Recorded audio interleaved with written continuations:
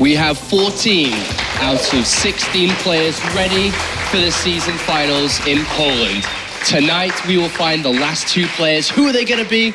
That's what we're here to find out. Joining me on the desk for one final time is, of course, Sam, also known as Bling, and Johan, also known as Todd. It's been a fantastic couple of days, and we're about to wrap it up, hopefully with a cherry on top, Sam. Hopefully with a cherry on top, and I think, in fact, we will have that because the Wunderwunsch, the man himself, TLO, is playing today, and I think everyone, including myself, is very excited about that. He was the name that you picked out a long time ago, as soon as we started. Are you on the TLO literal hype train on the way to Cologne? I would be if you guys weren't. Oh, okay, here we go, Johan, as always. No, it's definitely nice to see, I guess, a local here with a German player playing well from season to season, because we've seen, I mean, it's no new sight here. Seeing him here playing well and the crowd's really chanting his name, it's kind of starting to become, I guess, one of the things that we have happen every season, so we'll see if that continues. Hopefully it shall do. Let's take a quick look at the tournament structure for some of you who are just kind of tuning in for the very first time. It's a nice and simple format. We have 32 players spread across 8 groups. 4 groups were completed in our ESL studios in Burbank, California, and 4 groups traveled here to Cologne, Germany. And we've already done E, F, and G. Tonight is H. And of course, the players that are the best, the top 16, will move through to play at the season finals. Again, 4 groups, double elimination, best of 3s until we get the 8 very best players who will fight for the chance to be a champion of the Premier League. Which one will it be? We'll have to find out. But of course, not only is a trophy on the line, there's a lot of points. We mentioned it over the last couple of days. I have to tell you again because there is a lot of money up for grabs. $217,000 each season. Cha-ching! $217,000 per season. We have 3 seasons a year. And of course, the whopping $250,000 will be played at the global finals as well. But it's not just about the money and the bling and the style. It's also about the backbone of the World Championship Series. It's the point system, where we have 4 players coming in today. One of them has an actual shot to play at the global finals, and that is TLO. And what he needs to do is to win the season. Will he do that? We'll find out. And of course, Shigua, viOLet, and Mana are the other 3 players. Hero, the #1 in the world right now, and rightfully so, I think a lot of people would say. He's performed really well in every tournament. He's played in still. It's SSL, I think, in the semifinals against Reign, so to be continued. Maybe he's going to score even more points, double the second player's points. He's got so many points, yeah, man, especially if you compare it to a lot of the Europeans. There's so many. Let's take a look at the round of 32 groups. As mentioned already, we've completed 7 out of 8, which leaves us with just the lonely Group H ready to rock and roll, and that's where TLO, viOLet, Shigua, and Mana come into play. But overall, the 14 players that we've got going to the season finals, Sam, are absolutely splendid. It's a lovely bunch. Yeah, they are, and we've got all the favourites, but we've had a few upsets, and probably the biggest upset so far, the man who plays with a wireless keyboard, not even a mouse mat, Hitman, yesterday actually qualifying. He does exist, and he did qualify, and yeah, it's exciting to see new players come through and old ones. Yeah, tonight's going to be an important night for every single player that plays in Group H. We could have 1 Polish player play at the Polish event. We could have a 2nd German, equaling France as the 2nd highest nation being represented. And of course, 2 Asian players looking to make their mark again on the WCS. This is Group H.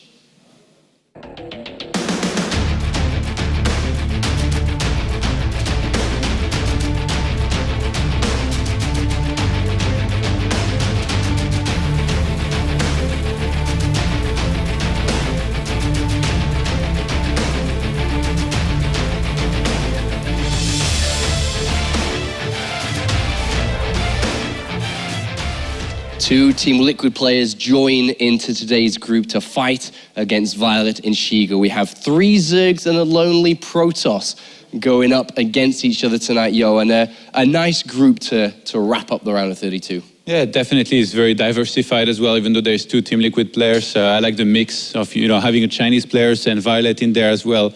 And at the end of the day, it's going to come down to only one thing. 3 Zergs and 1 Protoss enter a bar, Apollo. But who walks out sober? None of them. Who's walking out walking straight, though? We'll have to find out later. Who walks out the winner, okay? Okay, that was my question. I couldn't quite get to where you wanted to go. This group's a close one.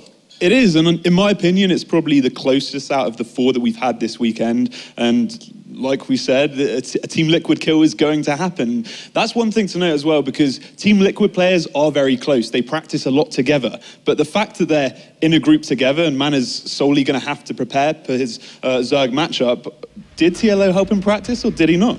Well, they spent time with each other living in the same house just a couple of weeks back to prepare for the WCS Challenger, in fact. But here we do have the matchups. Match 1 and Match 2. We have Shigua going up against Mana a little bit later on, but our first match of the evening, Dr. Dario looking keen and mean in that picture. Likewise is viOLet, who is going to be taking him on. A wonderful starting matchup here between these two players. And you know, what are we thinking about when we look at this starting match here, Sam? I think that Dario's probably very happy with this starting matchup. He's said in the past how confident he is in ZvZ, and the fact that he's in a group with 3 Zergs and his opening match is against an Zerg opponent, he's got to be feeling good. TLO's been killing it recently, Todd. I mean, he comes into Season 3 here today with 2 top 8s to his name. A fantastic result and a fantastic year so far in the WCS. Yeah, I think he's really been on form this season, and the fact that not only he's very good against Zerg in general, I feel like there is only one Zerg he might be a little bit afraid of if he had to meet him in this tournament, and that's probably Hydra. So now, having to play against Shigua, having to play against viOLet, I'm pretty sure TLO is going into it really confident, probably even if he had to play Mana as well.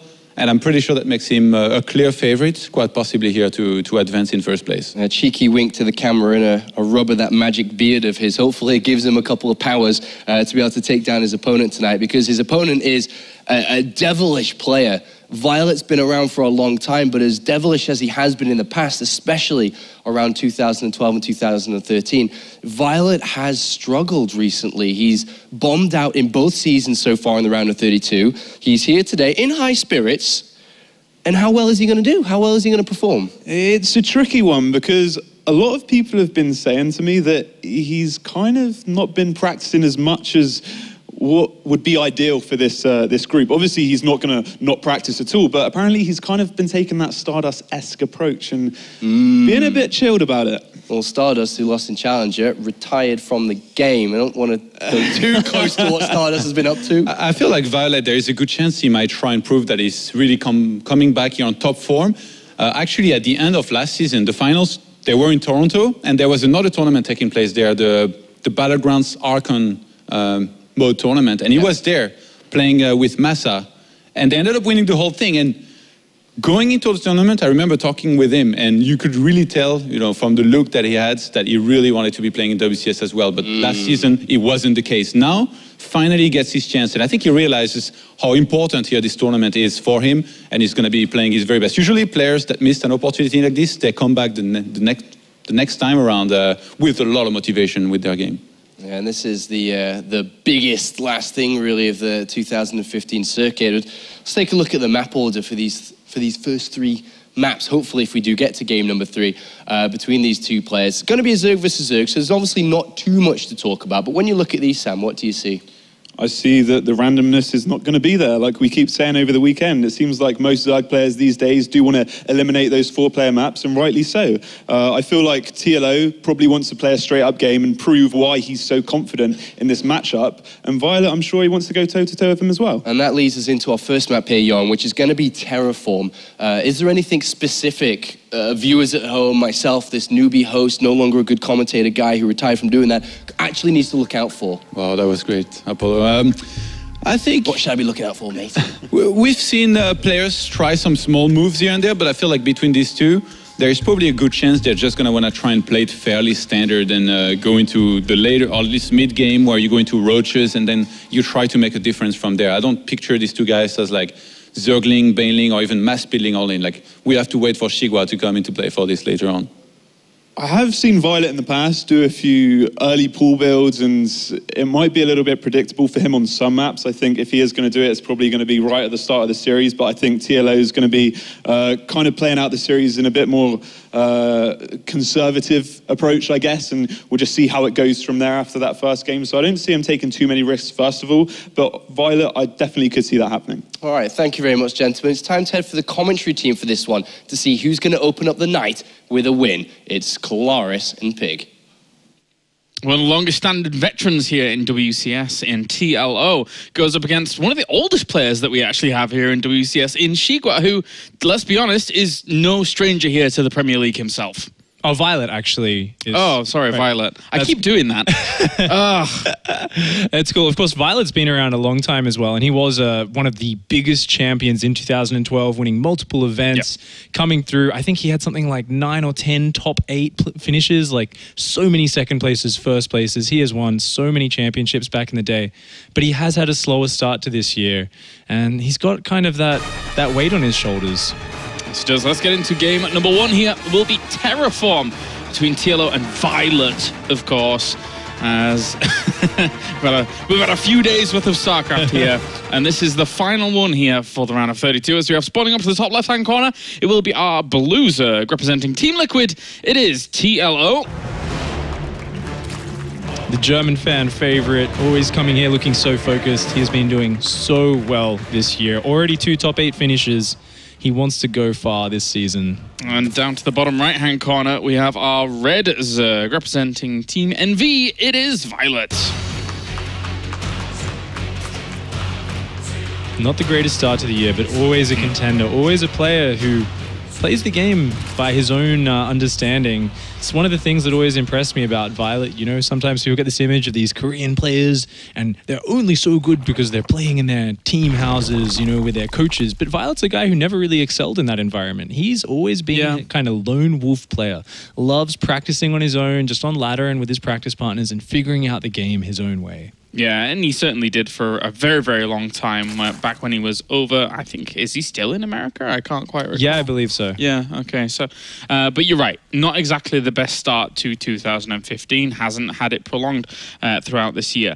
Of course, people expect viOLet to, after his previous years of StarCraft, expect him to hit the highest of highs and trying to get himself further on, but going up against TLO is going to be difficult, who is a Zerg cannibal at the moment. Oh yeah, TLO Zerg vs Zerg has been on point.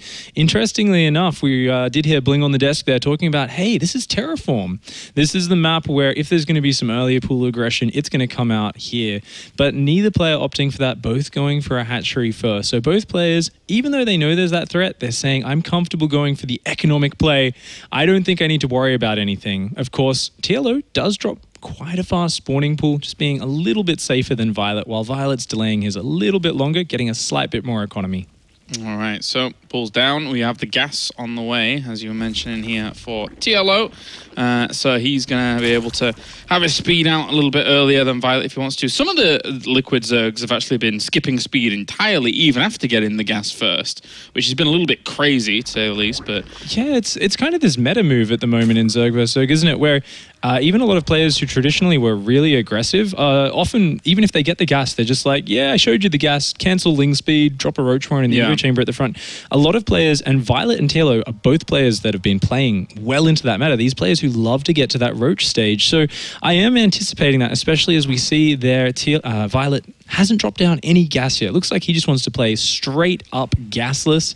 And of course, TLO is going to be coming in with his Overlord, and he's going to verify that in the next couple of seconds. Yeah, gasless can be a tricky tightrope to walk sometimes in Zerg vs Zerg. Got to make sure that your defense at the front, your natural, is on lockdown, be it building walls later on with buildings and making sure that your queens are in the right place. Absolutely, and TLO, you know, he does have the Ling speed already starting, so he's got a lot more freedom here in terms of he has flexibility in his play. He's the one who can choose to be aggressive with that Zergling speed, but he's invested a little bit of economy into it, so he has to make use of the threat of that Zergling speed, whether to get up a faster expansion or to attack into viOLet. Meanwhile, viOLet's coming across with these 4 Lings. He wants to get inside the main, and he wants to see what TLO's doing behind this. Yeah, and it's quite a commitment actually, sending 4 Lings towards that. Is actually going to go straight to the drone line and see if he can get something done there. At least one drone should die. Oh, that's actually a really nice pickup. viOLet starting out with a very fast aggression here, and that makes it quite worthwhile. Picking up the drone, wasting a bit of mining time, and he's going to come through the main and see, hey, there's no Baneling nest down. There's nothing like that.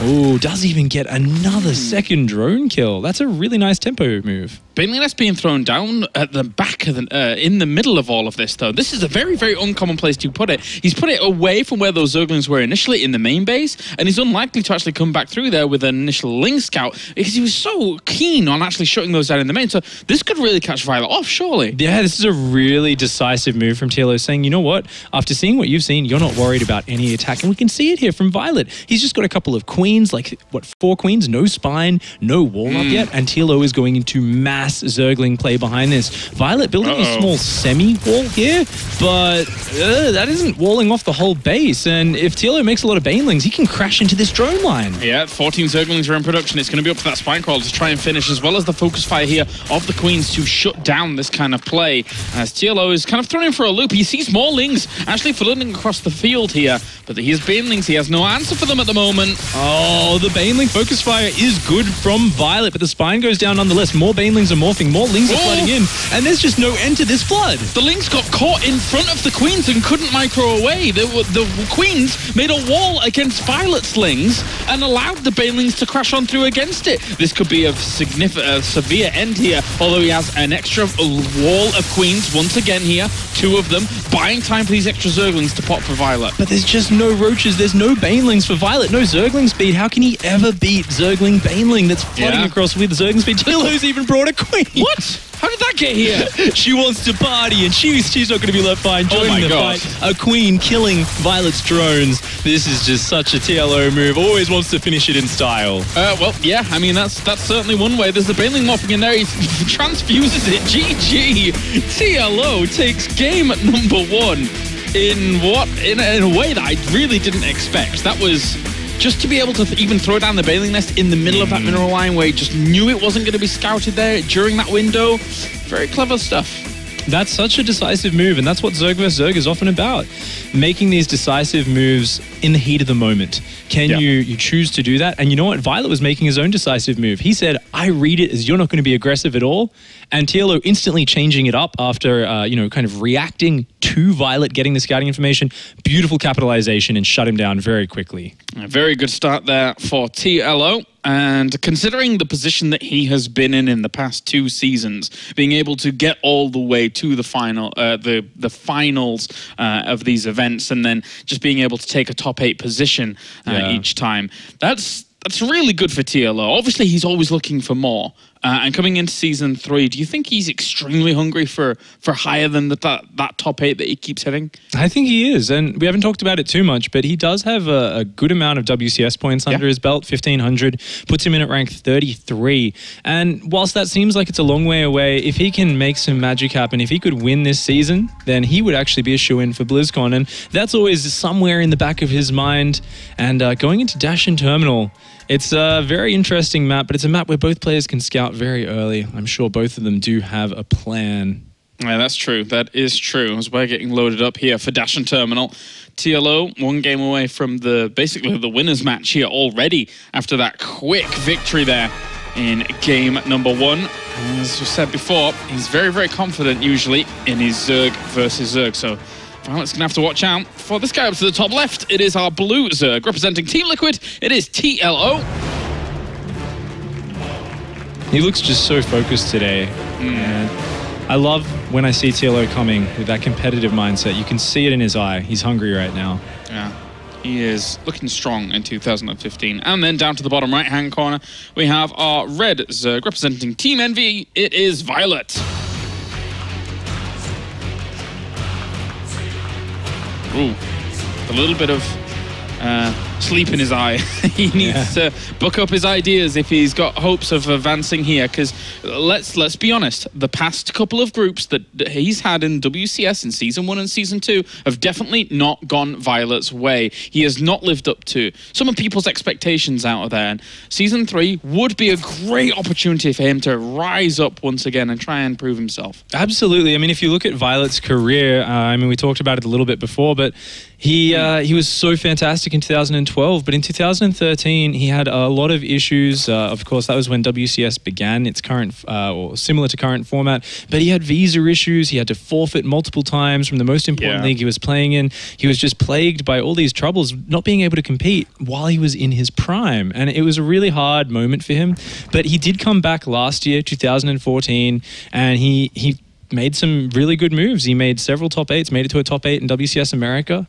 But this year, not being able to do the same, not being able to make it past the round of 32 once in WCS, and not really traveling to many other tournaments, not being able to qualify for any IEMs or anything like that. I mean, the groups in the current WCS system are extremely competitive now. We're seeing a lot of competitive groups. I mean, if you look at this group as a whole and think about where TLO and Mana have been in WCS when they were back in Europe, when it was the Europe iteration, Shigua as well has been in Premier, I think 5 or 6 times almost now. The only time Shigua hasn't been in Premier was actually last season for the most part. Yeah, I think Tudming knocked him out, I believe. Yeah. And even then he was still close. It was 3-2. So a very, very competitive atmosphere that we have here in WCS at the moment. It really is a veteran group today, isn't it? Yeah. A lot of players with a lot of experience. Of course, here on Dash and Terminal, we are seeing, once again, a very similar layout of builds. viOLet has opened up with the gasless opening.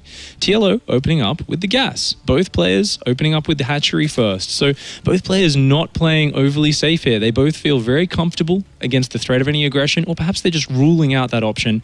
But viOLet seems very set on playing a sort of gasless style in the initial stage, but we see now the gas going down. And this is sort of what we often refer to as like a snoot build.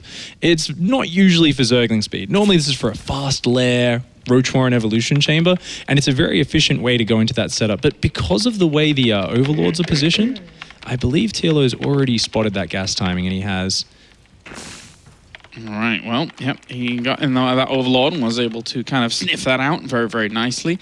And on the other side here for TLO with his Zergling speed on the way, and Baneling Nest in the main base, no less. So this Overlord's got some work to do here for viOLet. That needs to get in there and get confirmation, but it can be sometimes difficult. If we look, TLO's being really aware of where those Overlords are, and he's trying to move his Queens down to hedge them back, because he knows if these Overlords spot the Zerglings, that's going to be really powerful. But there's still this Overlord just below TLO's ramp, and it has vision of about half of that. TLO is starting Zergling production. Looks like he wants to do a big attack here, and if viOLet's Overlord sees those Zlings, then that could be massive, but it looks like they're just skimming the vision. I'm not sure if viOLet's noticing that. Squeaking by. He's got drones in production. Spine crawlers going down. More and more Lings are in production. He's moving it towards the ramp now, so you will be able to see a few more of these Lings as they rally between this location, and now he sees a big, big swell here. It's got to be defense time. He's getting down a wall this time. That's what he didn't have last game. He's going to have a nice thick wall, a Queen plugging the gap, and he does have a creep tumor on the back door, so he is dropping an Evolution Chamber there as well. Exactly. Making sure that this is on lockdown as well is so important on a map like this. We've spoken about it before. Very, very different map compared to most. He's already going to work on this Roach-Warren, though. Needs to continue to make that wall, and he does have another building behind it. Nice cancel from viOLet to save the money, but without a Roach-Warren, keep in mind he can't build any effective units. Queens, Spines are the only thing that are going to be effective. Slow Zerglings do nothing, and TLO is going all in. It is non-stop Lingbane production, and he is saying, you know what, yeah, you can hold me off for a while, but if you don't have roaches on the way, then you've got no follow-up. If I can bust through at any point, then I will destroy you. He's looking to bring down that Queen, and then once that's down, the Banelings can flood in and do big, big AoE damage to all of this location, allowing the Lings to flood on forwards. There's really not much here for viOLet at all. He's got a few Lings trickling out here, but already the drones have to be pulled off the line here to deal with this, and all of those drones get absolutely destroyed by that one Baneling with the Lings flooding through. That is a lot of damage. Wow, you know, viOLet just not preparing for the follow-up all in. He was good for the first wave, but TLO said, I am going to commit hard, and I know you're not going to be able to hold on, and he's pushing in here. Baneling's in the fray. There's just no answer to the Baneling. Explodes, takes out a lot of Zerglings. Oh, this is devastating. Yeah, even Zerglings on the natural. There you go, GG. TLO takes the first series of the day in a quick 2-0. And he is happy with that one. He's looking confident at the moment. Wow, that almost looked like, 2010 Zerg vs. Zerg with how long that went. You know, it's just like someone makes a decisive call, the other player just underdefends it slightly, and that's got to be a confidence booster for TLO. Trusting his instincts there and knowing that you know what? After how he reacted game one, I think I can take him out with that aggressive play once more. And he pushed through very confidently. Yeah, he did. Very, very good start there for TLO. Obviously, with how he stands in the WCS right now, with his 1,500 points and with his back-to-back top 8s, he is always looking very far past the round of 32 at the moment. Yeah. And that for him as a start is really good. But for now, we can head over to the analysis desk with Sean and the lads. Thank you very much, Kalaris. Joined here by TLO and, of course, Sam. A fantastic start there. I mean, couldn't have really wished for it to go on any better there. Very fast 2-0 and a great start for you. Yeah. I mean, did you think it'd be a little bit harder than that? Well, obviously it went much faster than I thought it would go. Both games basically were over after a few minutes, so I figured it would go longer, but I saw opportunities and then I just went for it. I mean, how did you? What were your thoughts coming into this group? I mean, as a whole, more so. Are you looking at this as an easy top 2 or a should top 2? Well, I wasn't unhappy about the group. Let's put it that way. I mean, it's never for sure, but just on paper, it's a good group for me. 2 Zerg players, Mana, I would say by far the biggest threat. Because my ZvZ is the strongest. So not being in a team with a teammate in a group is never nice, but when 2 people can come out, it's okay. How was your form recently? Because I know you've been traveling a lot, like France and Spain and over to... Did you go to America recently, maybe? No, but to Finland and the Netherlands. Yeah. So how is your condition right now? Well, I think it could be better.